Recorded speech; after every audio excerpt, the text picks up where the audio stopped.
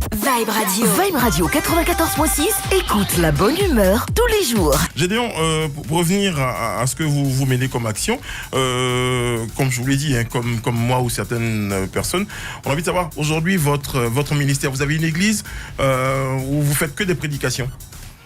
Quand vous parlez d'église, frère, permettez-moi de vous dire ceci. Aucun homme n'a le droit d'avoir une église à lui. L'église appartient au Seigneur Jésus-Christ. Et la Bible dit que l'église est son corps. Et nous les chrétiens, nous sommes les membres de son corps. En ce qui concerne les lieux de rassemblement, oui, pour la prière, pour servir, pour former, enseigner, instruire ceux qui viennent à Christ, ce sont des salles, des lieux de rassemblement. Ce sont des temples. Mais ce n'est pas ça l'église, mais l'église est une entité invisible qui peut être montée et être démontée. Donc vous avez sans toutefois savoir. Oui, vous avez un temple? Nous avons des temples. Des temples. Partout dans le pays. Partout dans le pays. D'accord. Où ceux qui viennent à la conversion sont encadrés, sont instruits pour constituer aussi les porte-flambeaux de cette révolution chrétienne. Parce que Gédéon ne devait pas être le seul, mais il faut que ce soit tout le corps de Christ qui mène ce combat-là, la lutte, la révolution chrétienne, pour le réveil de tous ceux qui ont l'amour de Dieu en eux, et cette dimension-là a été endormie. Il faut la réveiller pour que la vie de Dieu soit une réalité palpable que l'on voit à travers les chrétiens qui disent très bien qu'ils croient en Jésus-Christ. Pas ces religieux-là. J'ai vu quelque part que vous reprochiez à certains d'être seuls. Parce que peut-être ne voulant pas partager une forme de butin. Et je vois que vous êtes toujours accompagné d'une forte équipe. Ça répond à quel besoin? Ce que je suis en train de faire, ce n'est pas moi-même, comme vous l'avez posé la question là tout à l'heure. Là, oui. Si c'est moi qui suis allé vers cette vocation, ou bien c'est Dieu qui m'y l'a engagé. C'est Dieu qui l'a fait. Et le travail, la façon dont Dieu nous conduit, c'est pour montrer à notre génération actuelle, pour montrer à l'humanité tout entière, pour ceux qui n'étaient pas au temps du Seigneur Jésus-Christ, comment est-ce qu'il procédait avec ses disciples, comment est-ce qu'il se déplaçait avec nos pères les apôtres, c'est pour donner une idée exacte de ce qui se passait au temps du Seigneur Jésus-Christ. Le Seigneur ne bougeait pas seul, il bougeait toujours avec des disciples, il bougeait toujours avec une équipe, il bougeait toujours avec un groupe. Parce que dans tout ce qu'on fait, le maître ne devait pas mourir, il ne devait pas mourir, il ne mourra jamais, parce que en laissant sa doctrine, son idéologie à ses disciples, ceux-là aussi vont pérenniser cette doctrine après son départ. Ainsi, voyant un élève prester, on a toujours le souvenir que le maître est toujours vivant. En m'écoutant aujourd'hui, pour ceux qui n'ont pas eu le privilège d'écouter mon père spirituel, l'apôtre Zobel Agodio, paix à son âme, Amen, peuvent se faire une idée de ce qui était et qui était mon maître. Donc c'est la même chose pour que ceux-ci soient aussi initiés à la connaissance et à la divulgation de la doctrine du Seigneur Jésus-Christ. Je fais un recoupement entre le fait que vous disiez tout à l'heure que l'homme et la femme, je pense avoir bien compris, ne pourraient pas être sur le même point d'égalité. C'est ça? Ce n'est pas moi qui l'ai dit. Non, mais on est d'accord que c'est... Oui, la Bible dit que l'homme est le chef de la femme. C'était le fond de la pensée. Oui. D'accord. Et puis, par la même occasion, c'est peut-être pour ça que vous estimez qu'une femme ne peut pas diriger une assemblée. Non. Ce n'est pas cela. Ce n'est pas cela. Allez-y. C'est ce que vous avez posé la question à l'entrée du jeu là, d'entrée du jeu, en disant que quelle est la doctrine, le message auquel on doit revenir. Vous voyez, les points, les éléments dont il a parlé tout à l'heure, qu'il y a au-delà de 350 points, ouais. Le ministère de la femme, c'est l'écriture elle-même qui a dit de façon formelle que la femme n'a pas le droit de prendre l'autorité sur une assemblée mise. Elle n'a pas le droit de prendre l'autorité sur l'homme. Au-delà d'être la suppliante, la subordonnée, et même encore la propriété de l'homme dans l'occupation des choses dans le corps de Christ, elle n'a pas le droit de jouer le rôle de prédicatrice. Parce que prêcher l'évangile et l'autorité de l'homme sur la femme sont deux choses différentes, sont deux doctrines à ne pas mélanger. Parce que le même qui a dit que la femme a été créée pour être le sujet de l'homme a dit aussi que la femme n'a pas le droit de prêcher l'évangile. Ce n'est pas parce que l'écriture a dit que la femme est soumise à l'homme que moi j'en déduis pour dire que la femme n'a pas le droit de prêcher. Non, mais c'est la même Bible qui dit que la femme est la propriété et la subordonnée de l'homme. C'est la même Bible qui dit que la femme n'a pas le droit de prêcher. Comme vous ne voulez pas qu'on lit, sinon il y a un passage de façon claire. Non, mais si vous le dites, il y a un passage qui est clair, sans commentaire, qui dit Dieu dit qu'il ne permet pas à la femme d'enseigner ni de prendre l'autorité sur l'homme. Bon, moi j'ai une question et ça tombe très bien. Permettez que 1 Corinthiens 14, 33 à 38. Permettez. Oui. Car Dieu n'est pas un Dieu de désordre. Dieu n'est pas un Dieu de désordre, mais de paix. Mais un Dieu d'ordre. Comme dans toutes les églises des saints. Comme dans toutes les églises des saints. Que les femmes se taisent dans les assemblées. Ça veut dire qu'ici en Côte d'Ivoire, s'il y a une assemblée qui est une assemblée dite des saints, une assemblée dans laquelle se trouve le Saint-Esprit, la Bible dit que les femmes se taisent dans les assemblées. Dans les assemblées. Car donc, S'il y a une assemblée ici en Côte d'Ivoire qui dit qu'elle a le Saint-Esprit, qui dit qu'elle a le Christ, ou elle est fondée sur le Christ, la Bible dit la femme n'a pas le droit de prêcher. Moi j'ai une question justement. Merci beaucoup, hein, merci pour la référence. Vous êtes docteur, vous connaissez la parole, vous la décortiquez. Les gens ont envie de savoir de façon très basique pourquoi, même si c'est écrit, pouvoir nous expliquer en détail pourquoi ceci est écrit qu'une femme ne pourrait pas prendre la parole. Dans Daniel chapitre 4, le verset 35, oui. Le monde que nous vivons là a été créé par Dieu. Et tous ceux qui y vivent ont été créés par Dieu.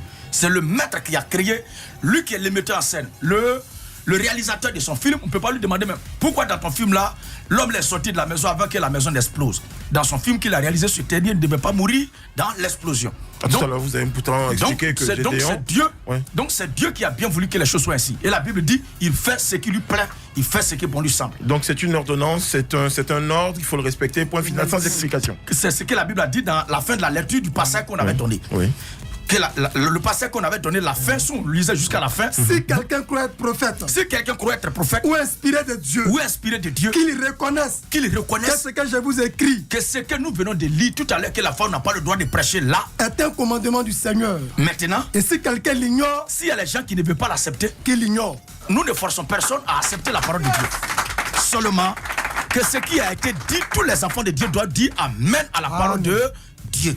Quels sont vos rapports aujourd'hui justement? Est-ce que vous avez rencontré des femmes aujourd'hui qui sont pasteurs, qui prêchent dans l'assemblée? Est-ce que vous avez eu l'occasion de les rencontrer? Vous avez eu des échanges avec elles éventuellement? Mon rôle n'est pas d'aller vers une quelconque femme. Non, de les rencontrer. Ou bien les rencontrer pour faire une plaidoirie. Avant toute chose, l'évangile, celui qui le croit, qui le reçoit, c'est pour son propre salut. Donc ce n'était pas à moi de faire des démarches. Dans les Écritures, Jésus-Christ prêchait la vérité. C'est Nicodème qui se sentait accusé dans sa conscience d'être dans la fausseté, qui de nuit dans Jean chapitre 3 est venu vers Jésus pour lui demander qu'est-ce qu'un homme devait faire pour être sauvé. Donc si ces femmes-là ne sont pas interpellées dans leur conscience et que l'égocentrique, leur orgueil de moi, leur donne toujours de rester cloîtrés dans leur position pour continuer leur ministère d'iniquité, ce n'est pas à moi de courir derrière elles. Mais la vérité doit être prêchée à la croisée des rues et dans les carrefours et faire retentir sa voix afin que tous ceux qui appartiennent à Dieu, entendant la voix de Dieu, puissent revenir à Dieu. Ça veut dire qu'aujourd'hui, on ne pourra pas voir Gédéon ou investi d'une certaine mission se diriger vers une communauté qu'il imagine être pas dans le salut pour leur apporter cette lumière-là. Ça n'arrivera pas. Ça veut dire que Gédéon, on le retrouvera toujours au carrefour. Notre pays est un pays laïque où chacun a le plein droit de faire le culte qu'il veut. Donc me diriger dans sa communauté-là pour parler individuellement à ces gens, qu'est-ce qui me donne le droit? L'Écriture a dit d'aller prêcher la bonne nouvelle à toute la création. Et c'est la procédure utilisée par le Seigneur Jésus-Christ. C'est cette procédure que nous utilisons. C'est de prêcher de ville en ville, de quartier en quartier, comme nos pères les apôtres le faisaient. Mais si quelqu'un nous invite dans sa communauté, nous sommes disposés à répondre à son invitation. Seulement que nous n'y allons pas pour nous asseoir pour écouter ces escobaderies qui racontent comme doctrine. Mais nous partons pour apporter la lumière de Dieu que nous avons reçue en cette heure avancée des temps de la fin. Pour que ceux qui appartiennent à Dieu reviennent à la vérité. Alors il n'est pas question que moi, je parte m'asseoir dans une communauté comme ceux qui mettent pression sur moi pour demander. En même temps aussi, je profite de l'occasion pour leur parler qu'ils veulent faire un partenariat avec moi. Je ne fais pas de partenariat avec une quelconque organisation religieuse. Oui, mais on allait venir à cela justement. Je ne fais pas de partenariat. C'est quoi un partenariat? Je veux juste... Qui c'est qui vous a contacté, qui veut faire un partenariat? Bon, ça consisterait en je quoi, ne dirais pas nom de quelqu'un, il s'agit des gens qui parlent en inbox sur ma page, souvent des hommes d'affaires du plein d'évangile, je ne sais quoi, qui demandent que moi et mes frères, nous fassions une coalition avec eux pour travailler ensemble. Je l'ai répondu aussi sagement que je n'ai rien contre le fait d'être en partenariat. Pourvu que vous acceptez que ce soit moi qui sois votre porte-parole et qui vais prêcher la doctrine que je suis en train de prêcher. Dans le cas contraire, si c'est pour faire un métissage, un vernissage ou un mélange outrancier ou un maquillage ou encore un clonage de la doctrine que je prêche avec ce que vous possédez déjà, moi je n'ai pas besoin de me fédérer à vous, mais c'est vous qui avez besoin de la vérité que nous sommes en train de prêcher. Bon, pour cette séquence-là, j'ai une dernière question, Gédéon.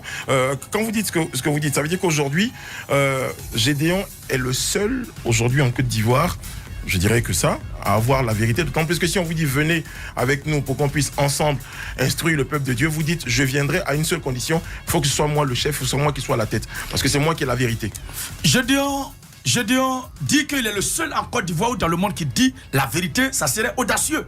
Mais je dis clairement que tous ceux qui ne prêchent pas l'évangile du Seigneur Jésus-Christ tel que nous le prêchons et nous le croyons là, sont loin d'être des chrétiens. Vous en avez identifié dans ce pays? Pour le moment, oui, j'ai mes frères dans la foi qui sont un peu partout dans le pays. À ces personnes-là, ils croient la même chose que moi, oui. Et souvent même m'invitent, on fait les campagnes d'évangélisation ensemble, oui. On évangélise ensemble. Là, vous n'êtes pas le chef.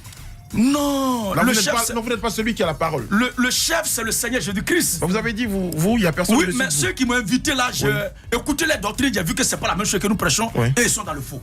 Ouais. Donc aujourd'hui, à part vos frères, enfin, qui sont quelque part... À part, dans le monde, tous ceux qui ne prêchent pas l'évangile du Seigneur Jésus-Christ, tel que nous le prêchons là, le message, la vérité que nous prêchons là ne sont pas des chrétiens. Ils ne sont pas reconnus par le ciel, et ce n'est pas moi qui vais me faire créer une nouvelle doctrine pour couvrir cela. Ok, vous n'êtes pas prêt à vous mélanger aux autres? Non, nous ne sommes pas pour le clonage, le métissage ou le foi. Nous avons notre race à nous, nous avons notre évangile à nous qui est fondé uniquement que sur la Bible. Nous avons notre lutte à nous qui est fondée sur la parole de Dieu. Et tous ceux qui se reconnaissent en cette vérité-là, ils viennent simplement se rallier, prendre leur baptême pour se faire instruire. D'accord. Je dis, on va parler pour la prochaine séquence de justement vos rapports avec les autres communautés, avec les autres pasteurs. Quel type de rapport vous entretenez? Ça sera tout à l'heure, juste après la pub. Vibe Radio 94.6, le son de la bonne humeur. Vibe Radio. Élu radio commercial de l'année en 2018 et 2019 par les consommateurs africains.